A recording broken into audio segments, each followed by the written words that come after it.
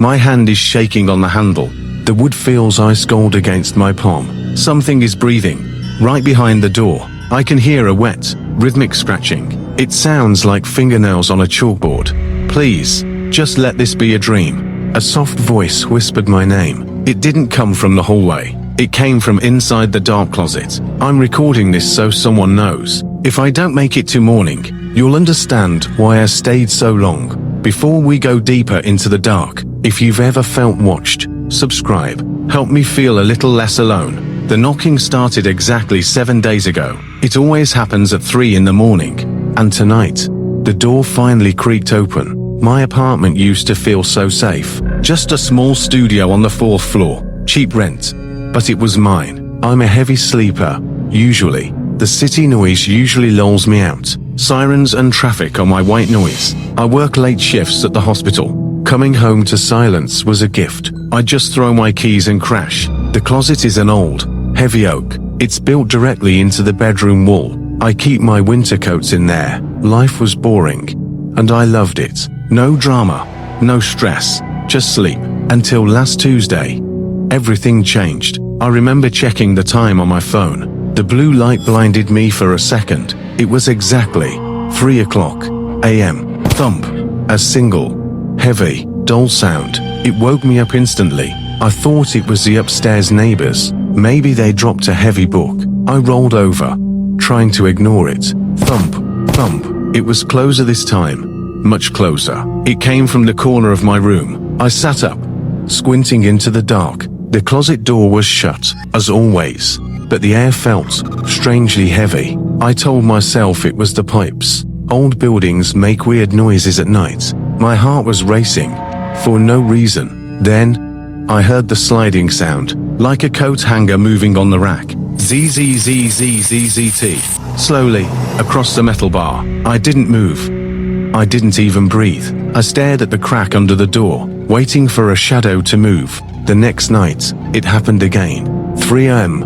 on the dot. 3 slow, rhythmic knocks from inside. I grabbed my phone flashlight, trembling. I walked toward the closet, barefoot. The floorboards felt like ice under me. I reached for the brass knob. My heart was drumming against my ribs. I pulled it open. Fast. Nothing. Just my coats, hanging perfectly still. The smell of cedar and old dust. I felt like a complete idiot. Maybe I was sleepwalking, or dreaming. I shut the door, and locked it. But you can't lock a closet door, not from the outside. Not this one. I pushed a heavy chair against it. I went back to bed, watching. The chair didn't move, but the noise changed to a soft whimpering. It sounded like a child, or maybe a dog trapped in a box. A high-pitched, desperate, whining sound. I covered my ears with my pillow. I cried until the sun came up. I'm losing my mind. I know it. I stayed at a hotel Wednesday night. I slept like a baby. No knocks. I thought, okay, it's just the apartment. But when I checked my phone logs, I saw 3 missed calls from myself, time-stamped at 3:00. I went back to the apartment today. I had to know what was happening. I felt like I was being pulled. I'm standing in front of it now. Would you run? Or would you look? Tell me.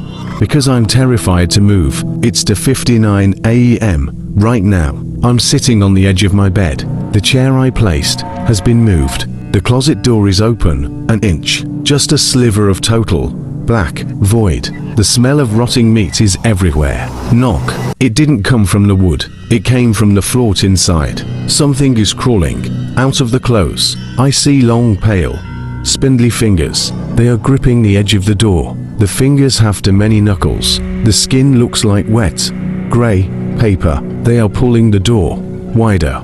A face began to emerge, slowly. No, not a face. A mask.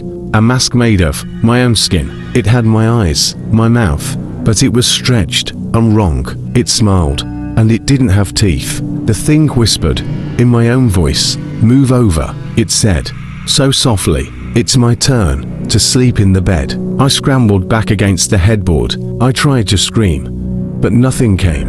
My throat felt like it was full of sand. The thing fully stepped out now. It was tall, thin, and naked. It moved like a folding chair, snapping. It stood over me, blocking the light. The smell of the grave filled my lungs. I realized I couldn't move my legs. It reached down, touching my cheek. Its hand was burning, searing my skin. "Don't worry," it hissed. "I'll be you." I watched it walk to my mirror. It adjusted its face, smoothing the skin. It looked exactly like me, perfectly. It turned back and looked at me. It grabbed me by the ankles, easily. I'm being dragged toward the closet. I'm inside the closet now. In the dark, the door just clicked shut, unlocked. I can hear it climbing into my bed. "If you see me tomorrow, don't speak. That's not me. It's the knocker. And now, I'm the one who has to knock."